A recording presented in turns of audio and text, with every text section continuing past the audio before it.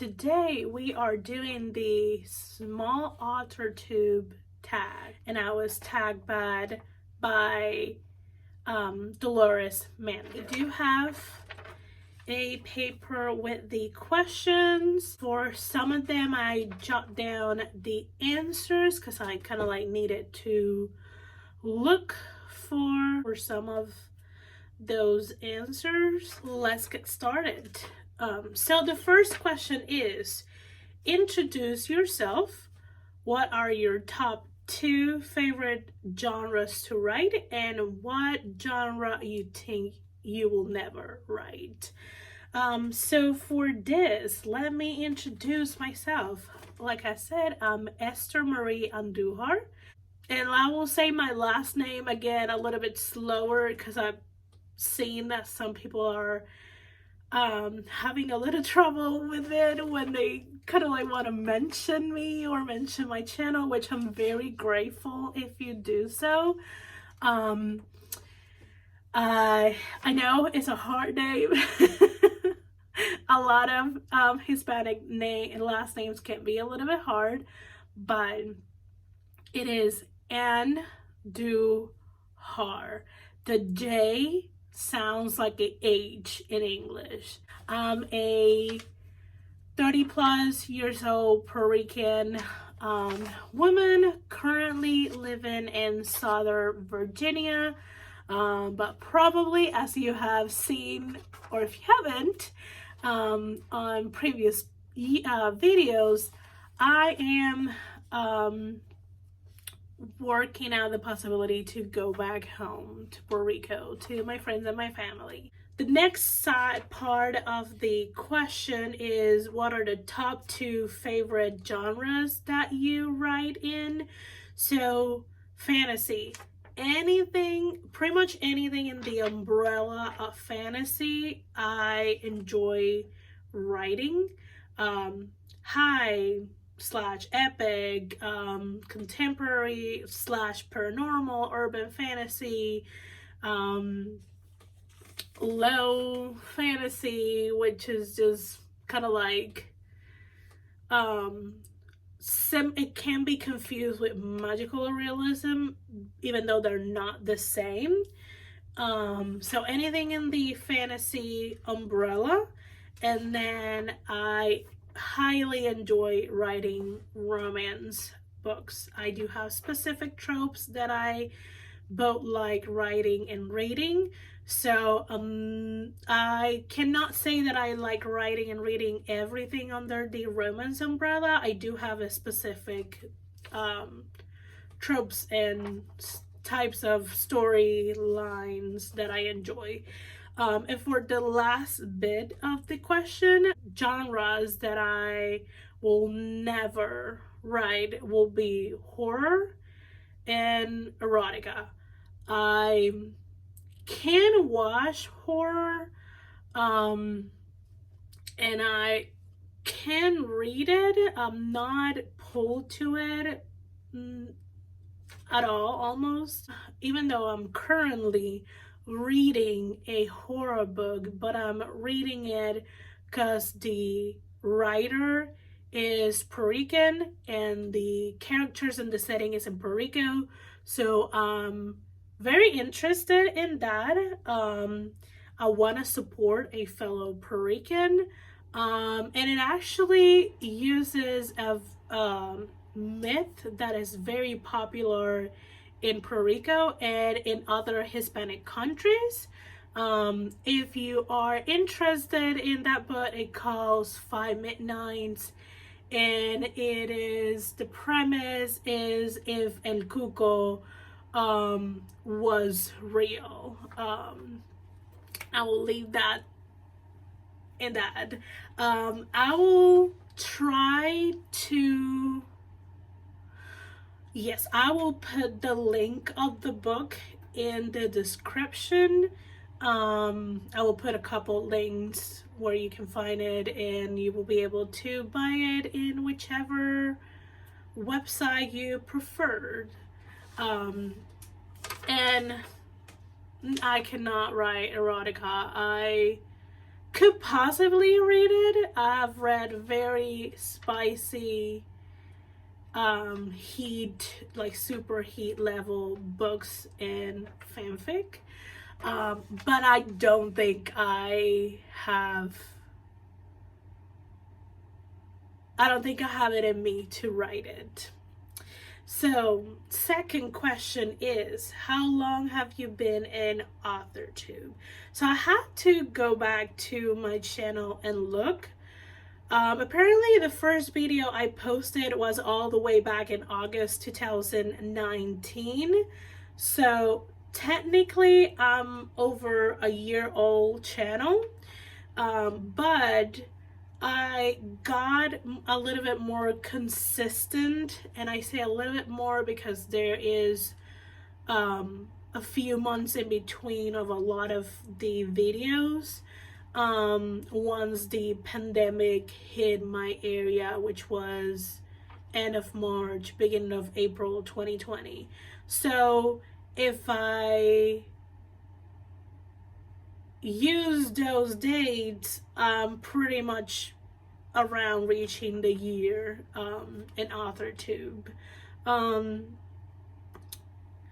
The third question is, what is your video setup? Do you have any lights, camera, microphone, anything like that? So I film on my iPhone, and I think is the 11X, or I'm pretty sure it's the iPhone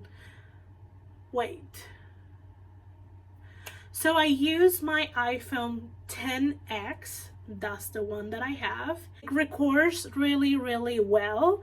It can record all the way to 1080, 60 FPS. I don't use it that high often. I usually try to either record 720 or 1080 without the additional FPS, because I'm just doing blogs. As long as there's good lighting or decent lighting, and there's the image can be seen very clearly, I'm good. I don't need all the big cinematography. Plus, if I want to eventually, if I get a lot more consistent and more serious about it, I would like to have some room to grow. I understand to get really get a lot of views and get a lot of subscribers, your quality has to be already pretty up compared to years ago. But I still would like to give myself some room to grow. I don't want to have perfect videos from the get-go and then have nowhere to grow. So I record as best as I can with the best quality that I currently have, which is pretty nice. Right now phones have really, really nice built-in cameras. Whenever I am ready to kind of like up the visual game of my blogs, then we'll probably look into a separate vlog camera, or probably just upgrade my phone to one that has an even better camera. So for lighting, like I'm doing today, I'm using just sun, good old sun, natural lighting. It's not completely perfect. Ideally I will have to be completely in front of the window, because what I have right here is the window, but my apartment doesn't really get, the way that it's situated doesn't get like straight up direct sunlight, so it wouldn't still be like completely light up. Plus the background will be horrible. I don't have a window that is situated in an area that will have a good background. And I don't use any microphones, any external microphones. The audio that you're getting is the audio that the phone is picking up. If I'm blogging during the night, I do have a few lamps, and I do have kind of like a small ring light that can be attached to the phone, and that kind of helps if it's very dark.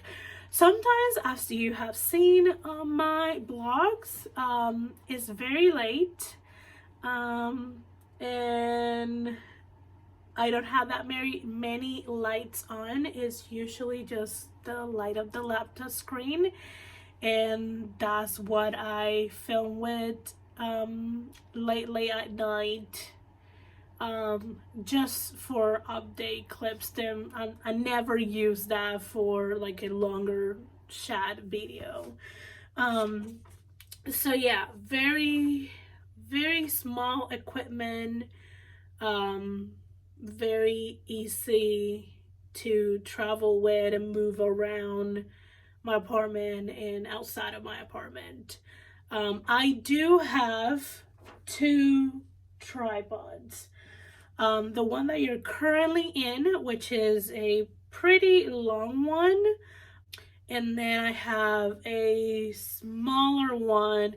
That's the one that I use when you see the setup when I'm on the dining table and you see part of my living room. That is a smaller one with the bendy legs, that usually will have to be propped up somewhere.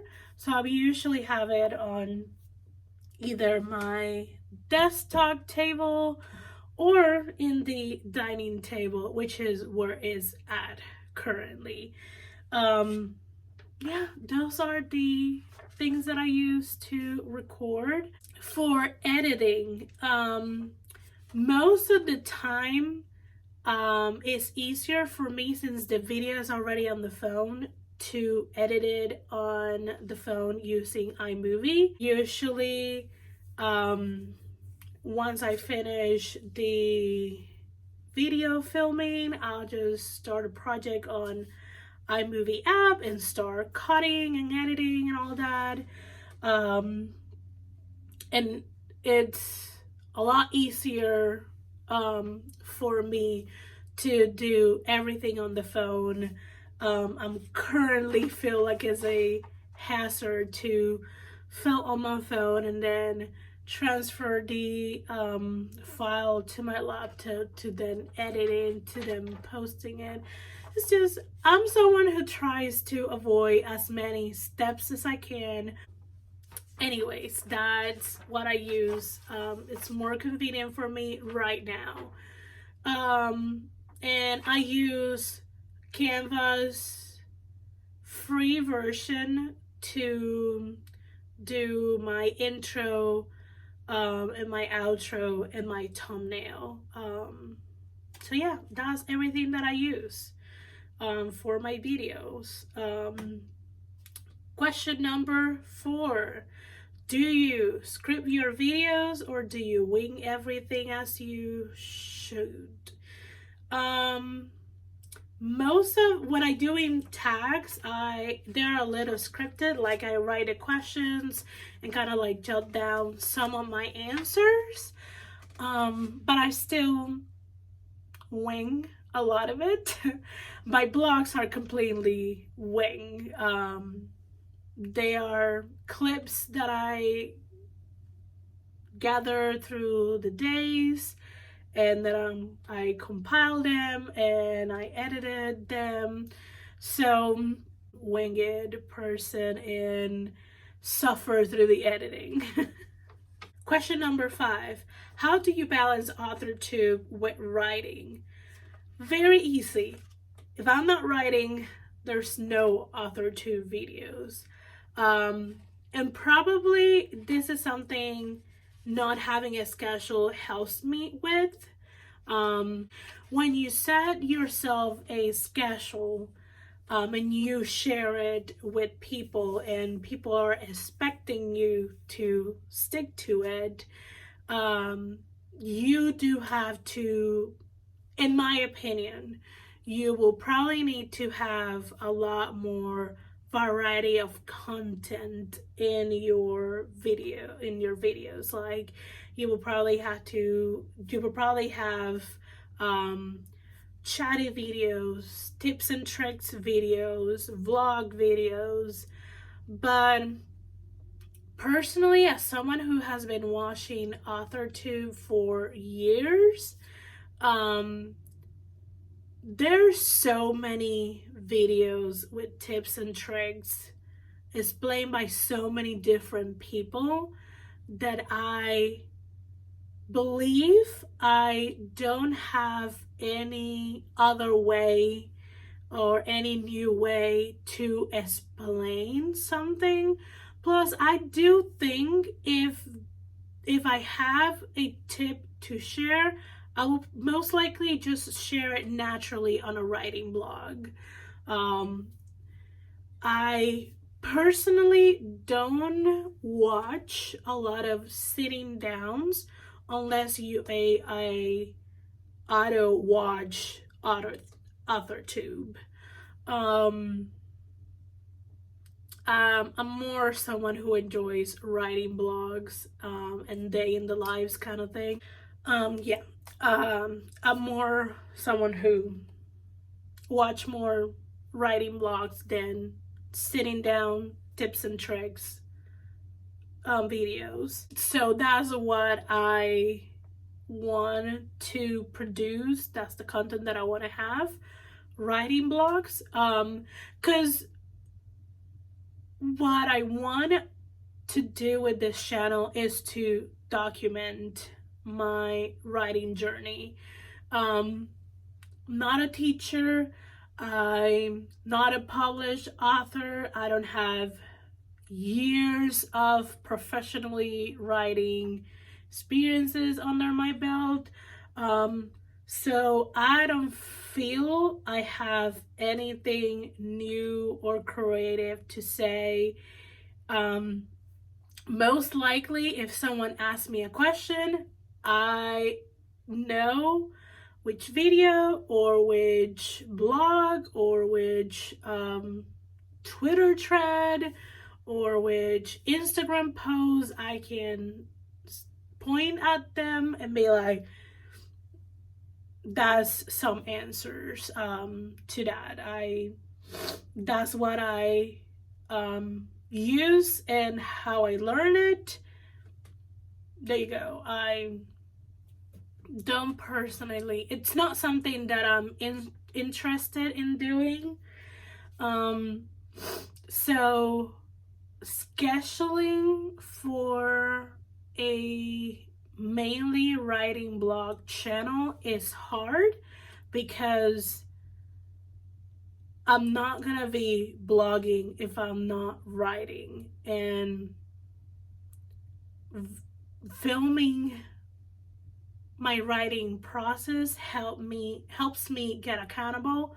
But if I have a off day or if I have some situations that I need to take care of and writing has to put in the backseat for a little bit, then it means the filming has to be on the backseat until I can get back to writing again. So I think that's why, for me, committing to a schedule is gonna be hard. So yeah, that's how I balance it. Like, one thing cannot exist without the other. So there's no writing, there's no videos. Number 6, do you bulk film your videos or shoot one at a time? So again, this goes back to, since I mainly blog my writing journey, I cannot bulk film. If I bulk film, I will be sharing writing blogs so far behind. No. So if I have any sit down chatty videos or tags, those I will try to bulk film if possible. But writing blogs, I just film, and when I have enough content and footage, I edit it and I upload it. That's how I pretty much go about my channel and my content. So question number 7, it says, how much do you have to edit, delete out of your videos? Let me tell you, a lot. I do have to edit as much as I can, all the ums and I stare a lot into space or in towards the window and look outside and think about my responses, or what I'm trying to say, how I'm trying to build the sentence, because some people will be able to understand, as someone who grew up learning both English and Spanish, because in Puerto Rico all schools will teach you both languages. A lot of the times my brain is thinking on both languages, or there's days that my brain is leaning towards one language more than the other, and it's not necessarily the language that I need to speak out. So a lot of the times I'm staring outside or I'm staring up. If you see me looking up, I'm most likely thinking. Yeah, I do have to edit a lot of ums. So there's a lot of space, like quiet, silent space of me just staring like that I need to edit out. And I need to be very careful with this one because I want to leave some of those examples, and I think I'm so used to cutting them that I'm scared that I'm gonna cut them. So staring into space, I do repeat a lot of the same sentences when I mispronounce words. It has to do a lot with how thick my accent is that day. There's some days that my accent is almost non-existent. There's some days that is just so heavy that I can barely talk in English. So, and there's specific words in English that are really hard to say for me specifically, and there's some combinations of words in a sentence that are so hard, so hard.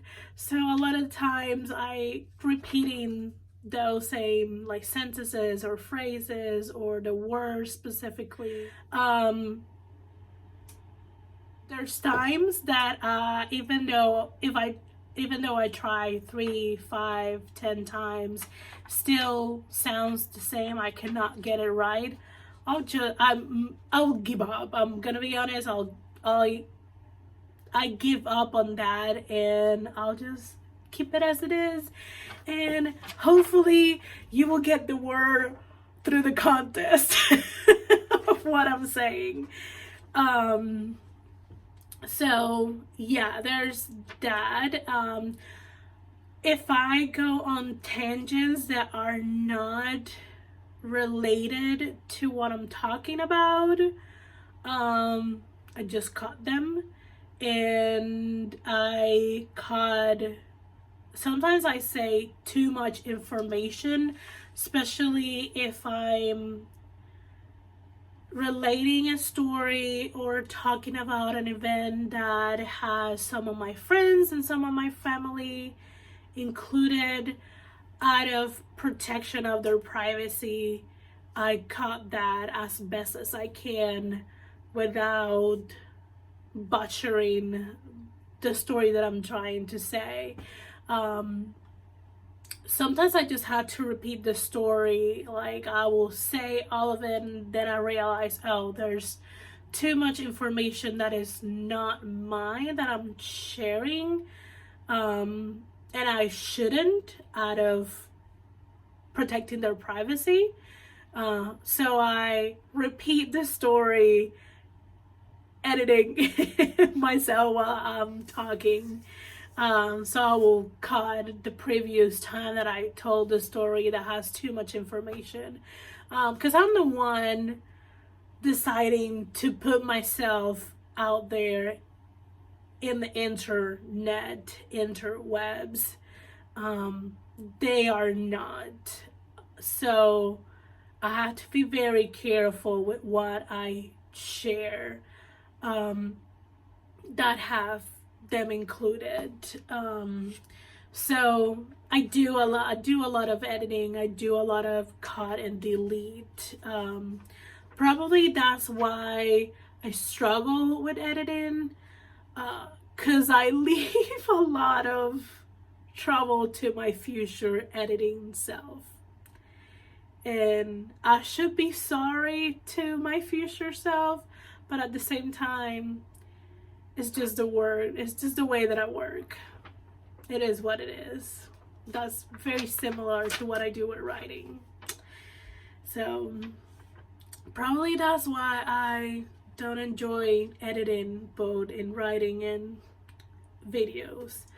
So question 8 is, do you edit and upload videos the day they are posted, or the day you're posting it? Or do you schedule them in advance? I mostly edit it and upload it the same day or the day after. Question number 9. What do you enjoy most about making Authortube videos, and what is the hardest part? You probably have heard this through my little tangents on the previous question. So the thing that I do enjoy the most is documenting my journey. That's why I started filming, and that's why I've been sort of consistent with it. It has to do a lot with I'm finally taking writing as a career seriously. Like I mentioned before, I've been writing since I was in elementary school. I started writing in Spanish, and once I transitioned in university, I started writing in English. And after all those years, now is when I'm taking it as a serious career, as a career and business that I can build myself, and that it makes me happy. It does make me happy. Even though I get a little bit stressed out here and there, it still brings me a lot of joy. A lot of joy. And I want to be able to look back and kind of like remember and relieve the process and the journey of each story that I document. And what is the hardest part? Sometimes it's filming, because there's sometimes that I want to film, but I stuck in writing, or I cannot write that day. And sometimes I'm so into the writing space that I forget to film. So filming sometimes can be a hard thing, but the hardest part is editing. I leave so many things for my future self to figure out in editing and cutting and patching things together that editing gets super, super complicated and hard. I think unnecessarily, but it is the process that I'm currently doing.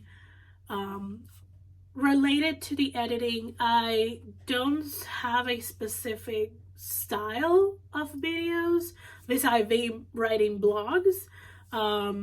Like you, everyone who watched AuthorTube for a while, for a few months at the least, can pinpoint specific channels, styles in their editing and their thumbnails and all that. And I'm still kind of like experimenting with it, like what colors I like, what kind of layout I like, what kind of how much b-roll I want to have on a writing blog, how much catch-up sections in a writing blog, or update clips I want to have. So yeah, it's adjacent to editing because it has to do a lot with editing, but I'm still struggling with what is my video style, kind of thing. So the last question is, what's your favorite video you have made? I don't have that many videos yet, but currently my favorite videos will be my writing blogs, Writing Mealy's book. I will continue them through the entire process, like drafting, editing, critique partners, if I do beta reader rounds, all that kind of thing. Once it's ready to be queried, I will blog that. I'm planning to blog the entire process with that book. Whether it gets me an agent or not, that is something that I cannot control, but I will be blogging that journey, and hopefully I will be blogging more books and stories, process, journeys. And since currently that's the book that has my heart, my attention, that's my current favorite videos. That was kind of like very choppy. Yeah. So, I did not explain what this tag is about, besides just saying the name. So the Small Authortube tag was originally made by Brooke, by bytheBrooke, and WriteHollyDavis is, as far as I know, the creators. If there's another creator, because sometimes there's more than two, I will put all the information on the description. And this is a tag for channels that are 1,000 subscribers or less.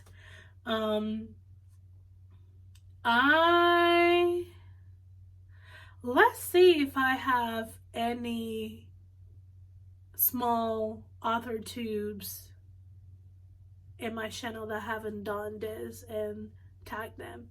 I'll be back soon.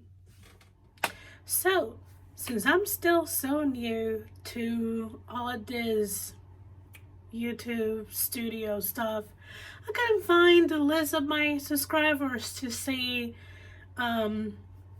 who were author tubes that have 1,000 subscribers or less. So if you are watching this and if you aren't subscribed to me, but you have a AuthorTube channel and you have less than 1,000 subscribers, you're more than welcome to do this tag, and you can say that I tagged you. So yeah, I'll tag anyone that will want to do it. I will put the questions on the description so you can reference them or copy and paste them, as well as who are the creators, all of my social media links and my website link, and the links for the book that I talked previously. All the links that I promised throughout this video, they will be in the description. And yeah, thank you for watching. If you like this kind of video, or if you wanna support this channel, hit the like.